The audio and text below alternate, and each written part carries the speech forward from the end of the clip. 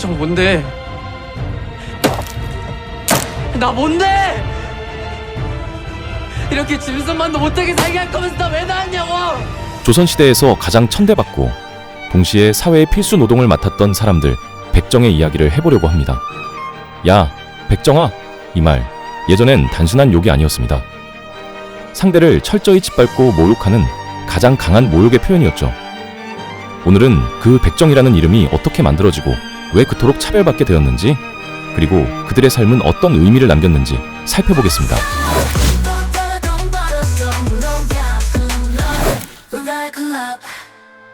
고려시대만 해도 백정은 단순히 농사를 짓는 평민을 의미했습니다. 그런데 조선이 건국되면서 이 단어의 의미가 완전히 뒤바뀝니다.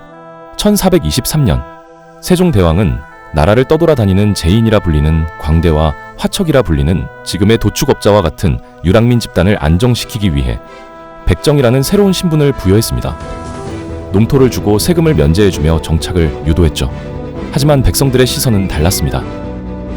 피를 다루는 자, 부정하다. 이런 인식은 그들을 사회에서 철저히 고립시켰습니다. 세종의 선한 정책에 의도와는 달리 백정은 국가가 인정한 관리 가능한 천민으로 굳어졌습니다. 이렇게까지 극심한 차별에는 백정이 오랑캐로 불리우는 외국인 노동자였기 때문이라는 설도 있습니다. 고려 후기, 전쟁을 피해 만주와 연해주 지방에서 한반도로 들어온 여진족과 거란족의 일부가 조선시대 백정의 선조가 되었을 가능성이 있다는 것인데요. 1897년 조선에 왔던 미국 선교사 헐버트의 기록에 의하면 백정의 키는 일반 조선인보다 크고 머리와 눈의 색이 다양했다. 즉, 그들은 외모에서부터 조선의 농경민과 달랐고 이 다름이 차별의 빌미가 되었던 거죠. 외모로 차별하는 지금의 인종차별과 다르지 않았다는 설입니다. 백정들은 조선 사회에서 없어서는 안 될 일을 맡았지만 동시에 가장 멸시받는 일을 했습니다. 그들의 직업은 도축업, 유기 제작, 망나니로 사형 집행 등 피와 죽음을 다루는 직업은 모두 백정의 몫이었습니다. 하지만 이들이 담당한 일은 국가 경제에서 빠질 수 없는 필수 노동이었습니다. 도축업은 생필품 공급의 핵심이었고 유기 제작 기술은 지금도 장인 정신으로 전해집니다.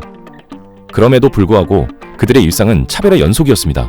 평민과의 결혼 금지, 같은 마을 내에서도 거주지 분리, 장례조차 외딴 곳에서만 가능했으며 심지어 길을 가다 평민을 만나면 고개를 숙여야 했습니다. 게다가 백정은 행장제라는 제도로 이동이 통제되었습니다. 거주지를 옮기려면 관청의 허가를 받아야 했고 소를 도살하면 중형에 처해졌습니다. 정착을 돕는다는 명목 아래 사실상 감시체계였던 셈입니다. 조선 후기, 백정 출신으로 알려진 임꺽정은 나라에 대한 분노를 행동으로 옮긴 인물이었습니다. 나라가 우리를 버렸으니 이제 우리가 나라를 뒤흔들 차례다. 그의 등장은 백정이 겪은 사회적 억압의 폭발을 상징했습니다. 하지만 그의 반란은 실패로 끝났고 백정은 오히려 더 깊은 낙인을 찍히게 됩니다. 1894년 갑오개혁으로 신분제가 폐지되었지만 백정차별은 사라지지 않았습니다. 일제강점기에는 호적에 도안이라는 표시를 넣어 차별을 공식적으로 이어갔습니다. 그러나 1923년 경남 진주에서 백정 출신들이 일어섰습니다.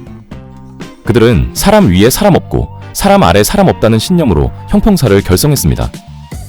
이 운동은 전국으로 번지며 학교 입학, 호적 차별 철폐 등 사회적 평등을 위한 첫걸음이 되었습니다. 형평이라는 말 자체가 바로 그들의 운동 이름에서 유래한 단어입니다. 오늘날 도축업과 금속공예는 기술직 전통장인으로 존중받습니다. 가장 천대받던 일이 가장 숙련된 기술로 평가받게 된 것이죠. 이것은 역사의 아이러니이자 시간이 흘러도 노력과 기술은 결국 인정받는다는 상징입니다. 백정의 역사는 단지 과거가 아닙니다. 다름을 이유로 차별받은 사람들의 이야기이며 지금도 사회 곳곳에서 반복되는 현실이기도 합니다. 그들의 투쟁은 우리에게 묻습니다. 당신은 지금의 사회에서 또 다른 백정을 만들고 있지 않은가?